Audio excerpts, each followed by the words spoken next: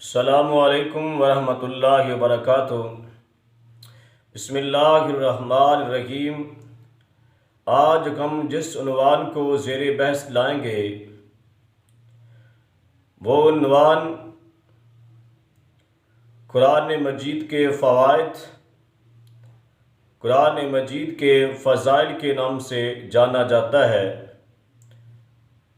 یہ بات کوئی ڈھکی چھپی نہیں ہے کہ قرآن کو اپنانے والے، قرآن کے مطابق اپنی زندگی کو ڈھالنے والے، اللہ انہیں دنیا کے اندر بھی اور آخرت کے دن بھی بے شمار نوازشات انہیں عطا کرے گا۔ اللہ انہیں دنیا کے اندر بھی روزے روشن کی طرح عیاں کرتا ہے اور آخرت کے دن بھی اللہ انہیں اپنا مہمان ٹھہرائے گا۔ میں چلتا ہوں ایک ایسے واقعے کی طرف جسے شاہ ولی اللہ محدث دہلوی نے اپنی کتاب کے اندر نوٹ کیا ہے، لکھا ہے کہ ہندوستان کے دور کے اندر دو عورتیں آپس میں ان کا بڑا تعلق واسطہ بہت پیار تھا۔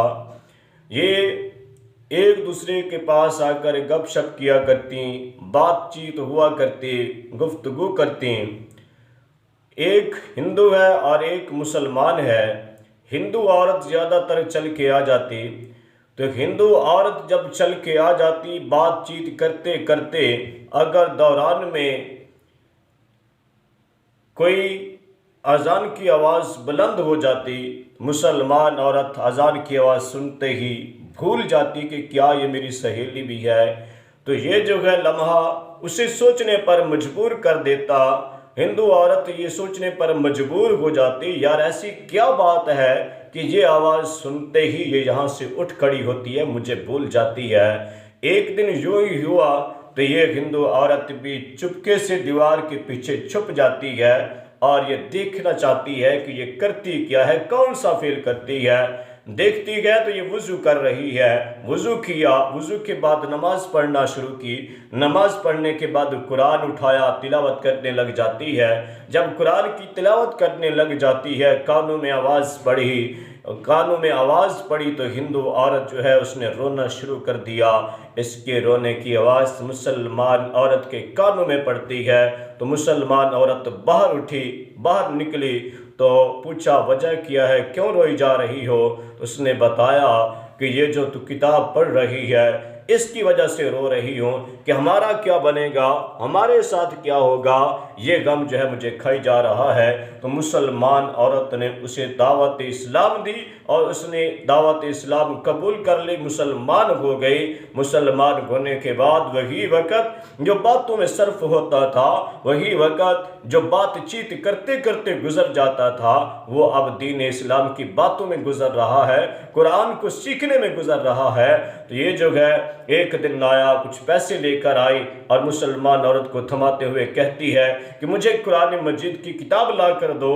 تو مسلمان عورت نے پیسے واپس تھما دیے اور قرآن مجید کا گفٹ لے آ کر اسے پیش کر دیا کہ یہ لو میری بہن، تم نے جو ہے کلمہ پڑھا ہے، مسلمان ہوئی ہو، یہ لو میری طرف سے گفٹ ہے تمہارے لیے۔ تو میں آپ سے بھی گزارش کروں گا کہ اپنی بیٹیوں کو یہی قرآن مجید اور دین اسلام کی کتابوں کا گفٹ دیا کرو تاکہ یہ پڑھیں اور ان کے دل کے اندر جو غبار جمع ہوا ہے وہ جو ہے اتر جائے، دین اسلام کی باتیں سیکھ پائیں، آپ کو بھی ثواب ملتا رہے۔ تو یہ جو مسلمان عورت اسے قرآن مجید دیتی ہے، یہ گھر میں پڑھنا شروع کر دیتی ہے۔ 4 مہینے گزر گئے، یہ نہیں آئی۔ 4-5 مہینوں کے بعد یہ دوبارہ ہندو عورت جو مسلمان ہوئی تھی آتی ہے، بڑا کمزور جسم، نحیف جسم کے ساتھ، لاچار جسم کے ساتھ اس کے پاس آئی۔ دیکھ کر پریشان ہوئی مسلمان عورت اور کہتی ہے کیا وجہ ہے، کیوں پریشان ہو؟ تو اس نے جواب دیا پریشانی اس چیز کی ہے کہ میں مر گئی تو اس قرآن کی کوئی بے حرمتی نہ کر دے، میں اگر مر گئی تو اس کی کوئی بے ادبی نہ کر دے، یہ چیز جو ہے مجھے کھائی جا رہی ہے۔ تو مسلمان عورت نے جواب دیا انا نحن نزلنا الذکر وانا لہ لحافظون، کہ اللہ تبارک و تعالی نے ہی قرآن مجید کو نازل کیا ہے، اللہ ہی اس کی حفاظت کرنے والا ہے۔ تو جب یہ بات کی تو یہ عورت جو ہے اپنے مضبوط ارادے لے کر گھر پہنچتی ہے۔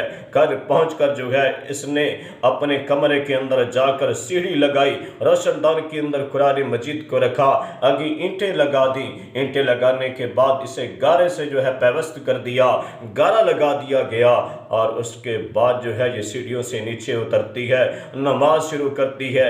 نماز شروع کرتے ہی سجدے کی حالت میں گئی، اللہ نے روح کو قبض کر لیا، گھر والے آئے، لاش گری پڑی ہے، میت جو ہے وہ پڑی ہے۔ پنڈت کو بلایا گیا، اپنے مذہب کے مطابق اس لڑکی کو لکڑیوں کے آگے جو ہے لکڑیوں میں رکھ کر اسے جلا دیا گیا، اور پنڈت جو ہے جب یہ راکھ بن گئی لکڑیاں، اس راکھ کو اپنے ہاتھوں سے ہٹا رہا ہے، ہاتھوں سے ہٹاتے ہٹاتے اس عورت کے چہرے تک پہنچا، دیکھتا ہے وہ چاند کی طرح چمک رہی ہے، حیران اور ششدر رہ گیا، باپ کے پاس آیا، یار کیا وجہ ہے، آج تک تو ایسا کوئی معاملہ نہیں بنا، کیا ایسی بات تو نہیں ہے تیری بیٹی کہیں محمد الرسول اللہ کی غلام تو نہیں بن گئی، کیا محمد الرسول اللہ کی مرید تو نہیں بن گئی؟ تو والد جواب دیتا ہے، یار ہمارے گھر میں تو کوئی ایسا مسلمان نہیں ہے، کوئی بندہ بھی مسلمان نہیں ہے۔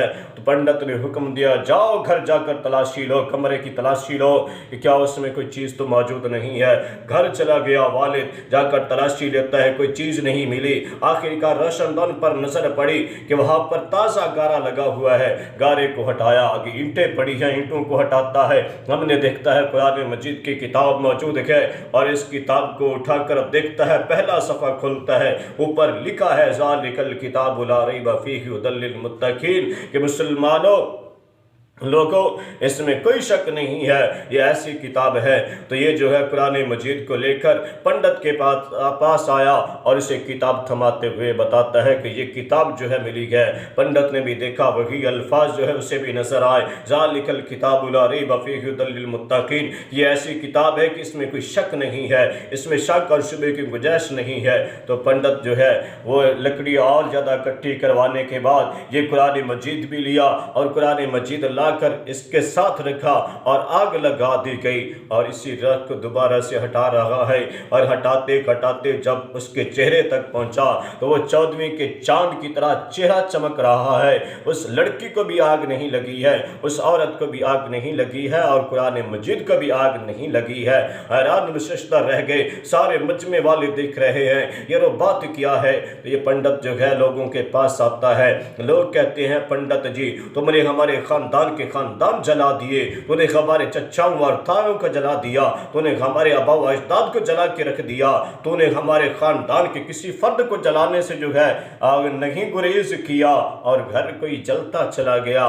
آخر وجہ کیا ہے کہ آج اس عورت کو، اس بیٹی کو آگ نہیں لگ رہی ہے؟ ابھی پنڈت خاموش تھا، آواز آئی پورے مجمع کی، یک زبان ہو کر بولے، اشہد ان لا الہ الا اللہ و اشہد ان محمدًا عبدہ و رسولہ۔ تمام نے اسلام قبول کر لیا کہ پنڈت جی یہ کوئی اور وجہ نہیں ہے، وجہ یہی ہے کہ جس نے اس قرآن کو، اس دین اسلام کو اپنے سینے سے لگایا، اس قرآن کو مان لیا، اللہ تبارک و تعالی نے اسے دنیا میں بھی عزت بخشی اور آخرت میں بھی عزت بخشے گا۔ اور بھائیو دوستو، میرا آج کا پیغام یہی ہے کہ اس قرآن کو اپنے سینے سے لگا لو تو ہمیشہ کے لیے جو ہے کامیاب ہو جاؤ۔